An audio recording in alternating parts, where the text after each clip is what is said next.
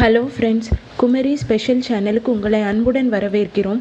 இன்றைக்கி சுவையான மொறுமொறுப்பான Kanyakumari special சீவல் recipe எப்படி செய்யலான்னு பார்க்கலாம். வாங்க வீடியோக்குள்ளே போகலாம்.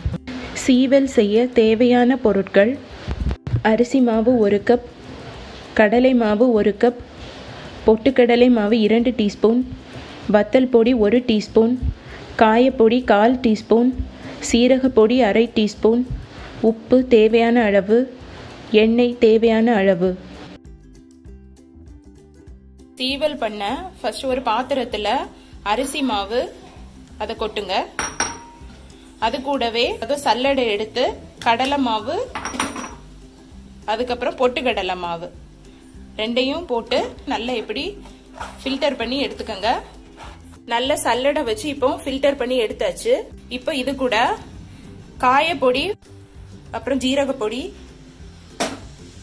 அப்புறம் வத்தல் பொடி, தேவையான அளவு உப்பு போட்டு நல்லா மிக்ஸ் பண்ணிக்கோங்க. அப்புறம் இந்த கப்ல 1 கப் தண்ணி விட்டு சப்பாத்தி மாவு பதத்துக்கு நல்லா பிசைஞ்சு எடுங்க. தண்ணி விட்டு மிக்ஸ் பண்ணிட்டு இருக்கும் போதே 1 ஸ்பூன் எண்ணெய் விட்டு நல்லா கையை வச்சு பிசைஞ்சு விடுங்க. கொஞ்சம் கொஞ்சமா தண்ணி விட்டு நல்லா சப்பாத்தி மாவு பதத்துக்கு நல்லா பிசைஞ்சு எடுங்க. மாதிரி சப்பாத்தி மாவு பதத்துக்கு கையில ஒட்டாதபடி நல்லா பிசைஞ்சு வச்சுக்கோங்க. இடியப்ப அச்சுல இந்த மாதிரி ஷேப்ல உள்ள அச்சை எடுத்துக்கோங்க. ஒரு கடாயில பொரிக்கிறதுக்கு தேவையான அளவு ஆயில் விட்டு நல்லா காய விடுங்க.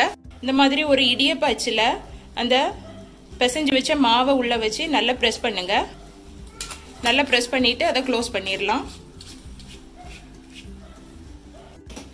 இப்போ எண்ணெய் சூடானது அதை மீடியம் ஃப்ளேம்ல வச்சிருங்க. இப்போ அதே அச்சுல வச்சுட்டே எண்ணெயில அந்த சீவலை நம்ம அப்படி புளிஞ்சு விடணும். நிறைய புளியக்கூடாது, கொஞ்சம் கொஞ்சமா விடும்போது நல்லா அது பொரியும். ஒரு பக்கம் பொரிஞ்சதும் அதை மறுபக்கம் அப்படி மாத்தி போடுங்க.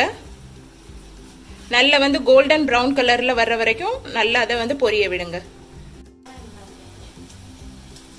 எண்ணெய் சத்தம் அடங்குனதும் அதை வெளியே எடுத்துடலாம். நல்லா பொரிஞ்சிட்டு இப்ப எடுத்து அதை சர்விங் பிளேட்ல டிரான்ஸ்ஃபர் பண்ணலாம். சுவையான கன்னியாகுமரி ஸ்டைல்ல மொறுமொறுப்பான சீவல் ரெடி. நீங்களும் ட்ரை பண்ணி பார்த்துட்டு எப்படி வந்திருக்குன்னு சொல்லுங்க. இந்த வீடியோ உங்களுக்கு பிடிச்சிருந்ததுன்னா லைக் பண்ணுங்க, ஷேர் பண்ணுங்க, சப்ஸ்கிரைப் பண்ணுங்க. மறக்காம பக்கத்துல உள்ள பெல் ஐகான் பட்டனை பிரஸ் பண்ணுங்க. தேங்க்யூ ஃபார் வாட்சிங்.